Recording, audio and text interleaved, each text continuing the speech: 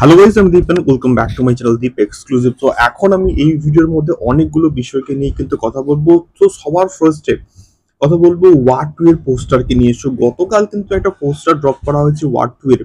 তো সত্যি বলতে লিটারালি আমি কিন্তু ডিসঅ্যাপয়েন্টেড কিন্তু হয়েছি। মানে এইরকম একটা পোস্টার ওয়ার 2 এর মতন বড় একটা প্রজেক্টের থেকে কিন্তু আমি জাস্ট আশাই করতে পারিনি যে এই লেভেলে তারা এই স্ট্যান্ডার্ডটাকে জাস্ট মেনটেন করছে। মানে এইরকম লেভেলের পোস্টার ওয়ার 2 এর মতন সিনেমার ক্ষেত্রে জাস্ট আনএক্সপেক্টেড। এখানে তিনটে ক্যারেক্টার তারকেই কিন্তু কোথাও গিয়ে দেখানো হয়েছে, জুনিয়র এনটিআর, কিয়ারা আদবানি এবং তার সঙ্গে সঙ্গে ঋত্বিকের। এবং ঋত্বিকের ওই যে ফাইট সিকোয়েন্সটা শাওলিনে, সেইটার যে একটা তলোয়ার মতন আছে সেটাকে দেখানো হয়েছে এবং সেইটা কোথাও গিয়ে একটা গুজবাম্পস কিন্তু ক্রিয়েট করছে না। তো সেটা খুবই মানে একটা হতাশা বলে আমি অ্যাটলিস্ট মনে করছি। জানি না ইন ফিউচারে রিলিজের আগে ট্রেলারটা কেমন হবে। আমার কিন্তু বেশ বেশ কিন্তু কোথাও গিয়ে ডাউটস লাগছে ওয়ার 2 কে নিয়ে এখন।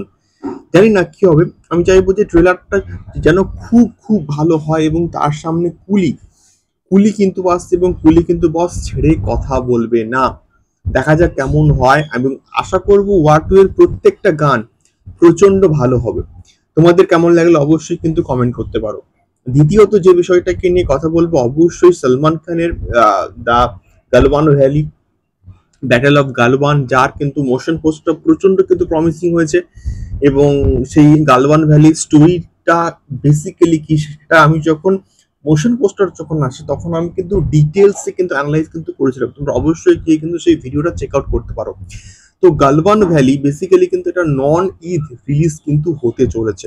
ইয়েস, এটা প্রাথমিক অবস্থায় কিন্তু জানুয়ারি মাসের ওই যে 23 বা 6 ওই সময়টাতে কিন্তু মুক্তি হওয়ার কথা ছিল, বাট ওই সময়টাতে কিন্তু কোথাও গিয়ে বর্ডার টু কিন্তু মুক্তির প্ল্যান চলছে। তো সেক্ষেত্রে ওই সময়টাতে কিন্তু মুক্তি পাবে না।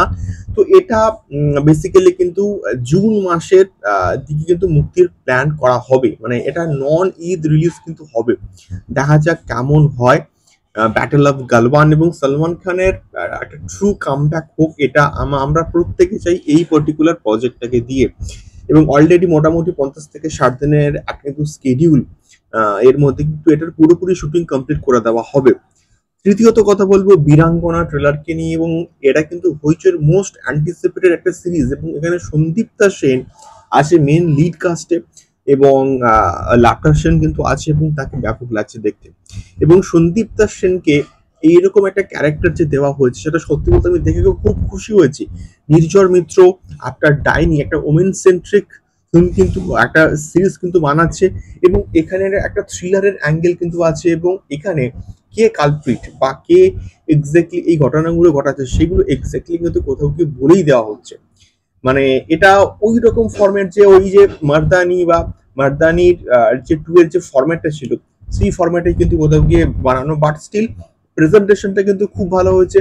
এবং এখানে একটা কমেডি সিনস কিন্তু রাখা হয়েছে এবং ওই পার্টিকুলার জায়গাটা যখন সন্দীপ্তা সেন একজনকে ধরছে, সে না ধরার আগে সে লোকটা কিন্তু জাস্ট চিৎকার করে উঠছে এবং তারপরে যখন ধরলো ওই জায়গাটা কিন্তু ব্যাপক লাগলো। এবং একটা ব্রিজের কিন্তু কোথাও কিছু সিকোয়েন্সেস আসে এবং পেছনে যে ব্যাকগ্রাউন্ড স্কোরটা আমরা শুনছি লিটারালি সেগুলো কিন্তু কোথাও গিয়ে গুজবাম্পস কিন্তু ক্রিয়েট করছে। তো সব মিলিয়ে 25 জুলাই কিন্তু এটা মুক্তি পাচ্ছে এবং আশা করছি এই প্রজেক্টটা ভালো হবে। এবং নির্ঝর মিত্রের কাজ আমার বেশ বেশ কিন্তু ভালো লাগে। তোমাদের কেমন লাগলে অবশ্যই কিন্তু কমেন্ট করতে পারো। দেখা হচ্ছে পরবর্তী ভিডিওতে। টাটা।